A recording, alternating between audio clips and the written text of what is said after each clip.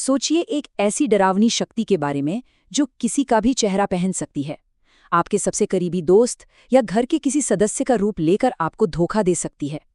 आज हम भारतीय लोक कथाओं की इसी रहस्यमयी शक्ति यानी छलावा की सच को समझने की कोशिश करेंगे। ये सिर्फ कोई कही सुनी बात नहीं थी, बल्कि रायपुर गांव के लोगों के लिए एक खौफनाक हकीकत बन गई थी। एक ऐसी सच्चाई जिसने उस पूरे गांव को हमेशा हमेशा के लिए वीरान कर दिया। तो ये कहानी शुरू कहाँ से होती है? ये शुरू होती है रायपुर गांव के बाहरी इलाके में एक बहुत ही सर्द और धुंध भरी रात से। एक ऐसी रात जो 3 दोस्तों की जिंदगी को पूरी तरह बदलने वाली थी। ट्रक धीरे धीरे कोहरे को चीरता हुआ आगे बढ़ रहा था। तभी अचानक हेडलाइट्स की रोशनी में बीच सड़क पर उन्हें कोई खड़ा हुआ दिखाई दिया। इतनी रात में इस सुनसान जगह पर कौन हो सकता है, यही देखने के लिए वो तीनों रुक गए। डर की पहली लहर तब नहीं उठी जब उन्होंने उस लड़की को देखा, नहीं, बल्कि तब उठी जब उस लड़की ने धीरे से अपना चेहरा ऊपर उठाया। सोहन के ठीक सामने उसी का चेहरा था।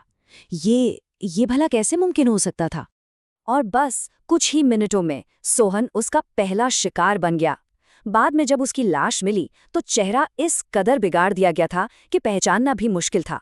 और यहीं से छलावे के असली आतंक की शुरुआत हुई। तो आखिर ये चीज है क्या? ये कोई आम भूत या आत्मा नहीं है। लोक कथाएं इसके बारे में कुछ और ही बताती हैं।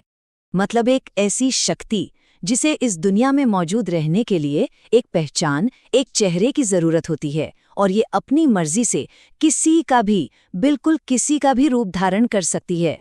ये उसकी सबसे पहली और सबसे खतरनाक चाल थी। सोचिए, अपने ही हम शक्ल को देखकर जो डर और कंफ्यूजन पैदा होता है, बस वही उसका सबसे बड़ा हथियार बन जाता है। और ऐसा नहीं है कि ये सिर्फ रायपुर तक ही सीमित था। एक दूसरी कहानी में जब नीलू और अमर नाम के 2 दोस्त जंगल में खो गए तो छलावे ने ठीक वही किया। उसने अमर का रूप लिया ताकि नीलू को धोखा दे सके। इसका तरीका हमेशा एक ही रहता है, भरोसे की नींव को तोड़ना। ये समझना बहुत जरूरी है कि छलावे का हमला सिर्फ जिस्मानी नहीं होता। अरे नहीं, ये तो एक दिमागी खेल खेलता है जिसमें डर इसका सबसे बड़ा मोहरा होता है। जैसा कि गांव के पुजारी ने समझाया था, छलावा अपनी ताकत इंसानी डर से खींचता है। मतलब जितना ज्यादा खौफ उतनी ही ज्यादा उसकी ताकत। वो हमारे डर पे ही पलता है। उसके शिकार करने का तरीका भी देखिए कितना सोचा समझा है। सबसे पहले वो अपने शिकार को सबसे अलग थलग करता है, फिर किसी दोस्त या परिवार वाले का रूप लेता है। इससे दिमाग में शक और भ्रम पैदा होता है, डर बढ़ता है, और जब शिकार मानसिक तौर पर पूरी तरह टूट जाता है तब वो हमला करता है। इसका सबसे डरावना उदाहरण हमें तब देखने को मिला जब गांव वाले पीपल के पेड़ के नीचे अपनी सुरक्षा के लिए पूजा कर रहे थे। छलावे ने दीपक का रूप लिया और राजन को पूजा से दूर ले गया, जबकि असली दीपक तो वहीं सबके साथ मंत्र पढ़ रहा था। जरा सोचिए राजन के बारे में। उसके लिए ये समझना नामुमकिन था कि कौन असली है और कौन नकली। और फिर आतंक अपनी सारी हदें पार कर गया। एक ही रात में छलावा हर घर में फैल गया। किसी के लिए माँ बनकर दरवाजा खटखटाया तो किसी के लिए पिता बनकर।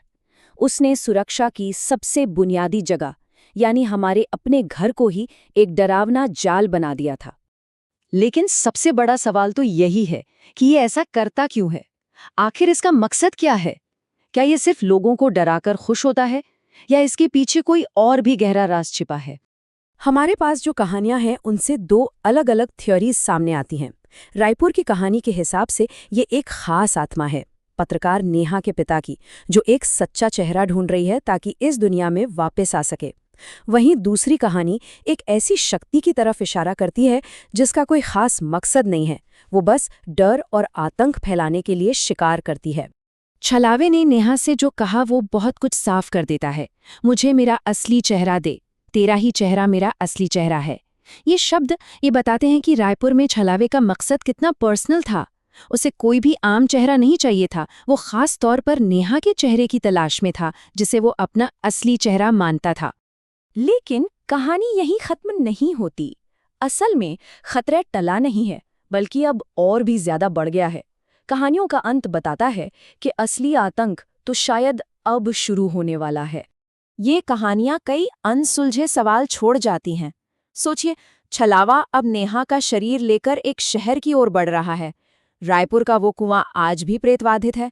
अमर और नीलू का एक दूसरे पर भरोसा हमेशा के लिए टूट चुका है, और वो आखिरी चेतावनी जो खून से लिखी थी, सब मेरा चेहरा पहनेंगे, ये बताती है कि ये सिर्फ एक गांव की कहानी नहीं थी।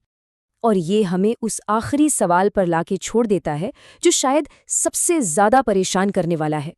अगर एक चेहरा चुराने वाली शक्ति अब गांव से निकलकर शहरों की भीड़ में आ चुकी है, जहां लाखों चेहरे हैं, तो क्या कोई भी सुरक्षित है? और सबसे बड़ा सवाल, अगला चेहरा किसका होगा?